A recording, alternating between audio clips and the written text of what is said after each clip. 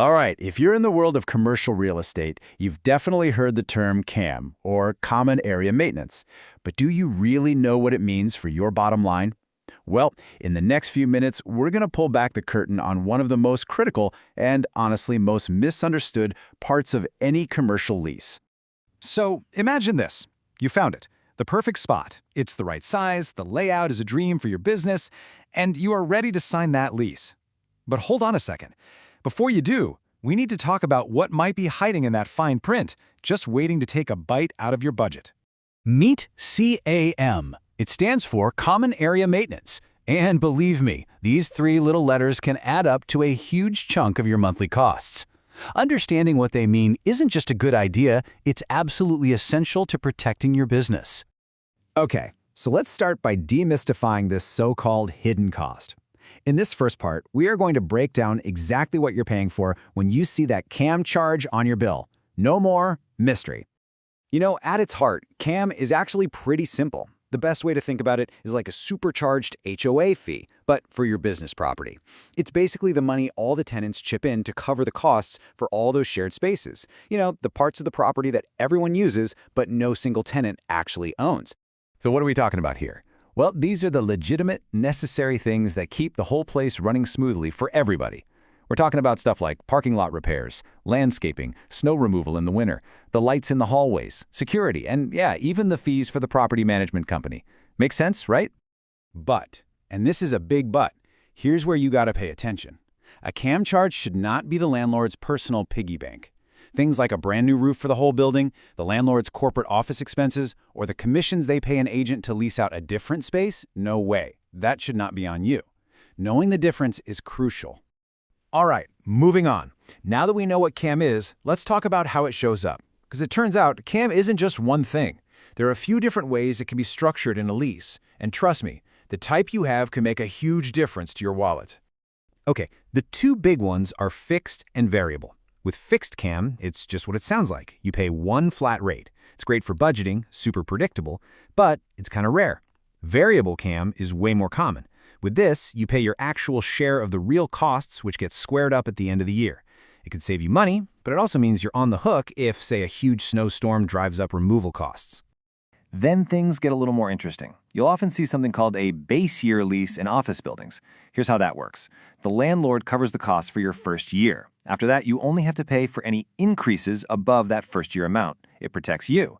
On the flip side, an expense stop protects the landlord. They agree to pay expenses up to a certain limit, and if costs go over that stop, the tenants have to chip in for the rest. Okay, time for some numbers. But don't worry, you don't need to be a math whiz for this. I promise. The basic formula behind your CAM bill is actually really simple. We're going to break down what's called your pro-rata share. Let's just walk through this. It's 3 easy steps. Step 1, you take the square footage of your space. Simple enough. Step 2, divide that by the total square footage of the entire building. That gives you a percentage. That's your pro-rata share. And finally, step 3, you just multiply that percentage by the property's total CAM expenses for the year. And boom, that's what you owe. Now, why is this so important? Because your share totally depends on the kind of property you're in. Just look at the difference here.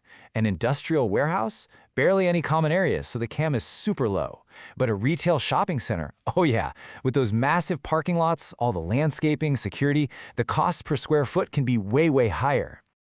Okay, here's a piece of jargon you absolutely need to know, the gross-up provision. Now, it sounds complicated and maybe a little sketchy, but it's actually designed to be fair. It lets the landlord calculate costs like cleaning or utilities as if the building were almost full, even if it's half empty. Why? Well, it stops the very first tenants in a new building from getting stuck with the entire cleaning bill for a 20-story building.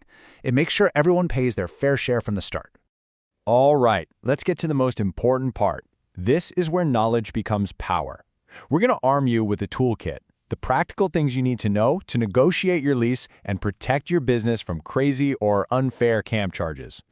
Think of these as your non-negotiables. You should always fight for the right to audit the landlord's books, always. You also want a specific cap on their management fee, crystal clear language saying you're not paying for major building replacements, and a limit on how much they can jack up the cost year after year. Let's double-click on that audit right for a second. This is your single most powerful tool. It's your superpower. It gives you transparency and holds the landlord accountable. Honestly, just having this clause in the lease is often enough to keep everything on the up and up, because they know you can check their work. So what should set off alarm bells? Well, if you see really vague catch-all language like, and any other costs the landlord feels are necessary, run. If there's no cap on the management fee, or if a landlord flat out refuses to let you have audit rights or even see past CAM bills, that is a huge red flag. It's telling you that you might be in for a rough ride. Okay, let's zoom out for a minute, because CAM isn't just about tenants versus landlords. It's actually a super critical piece of the entire commercial real estate world, and it affects everyone, from the landlord to the bank to the person who might buy the building down the road. You can see right here how it's all connected. For you, the tenant, it's a direct cost. For the landlord, getting that money back is vital for their net operating income, or NOI. And that NOI number, it directly determines what the building is worth and whether the landlord can get a new loan on it. See, it all flows together. From the landlord side of the table, this is the number they obsess over, the CAM recovery ratio. Their goal is to get back pretty much every single dollar they spend on those common areas.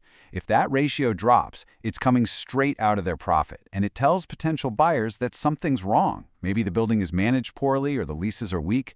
So, what's the bottom line here? It's this. A lease is not a set of commandments handed down from on high. It is the beginning of a negotiation. And now you have the knowledge to read the terms, to spot the red flags, and to fight for a deal that's fair. The only question left is, are you ready to ask the right questions?